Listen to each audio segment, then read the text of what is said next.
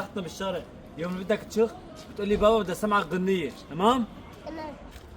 السلام عليكم ابي زل، شلونك يا جار؟ وعليكم السلام، على راسي جار.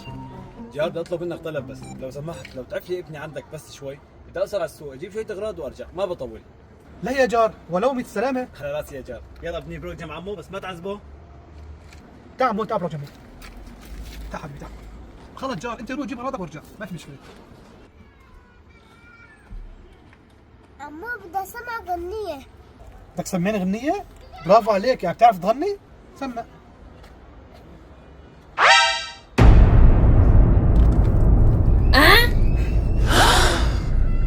شو هاد؟ شخيت علي؟ ليش هيك عملت؟ بابا قال لي بس بدك تشخ بدي اسمع غنية.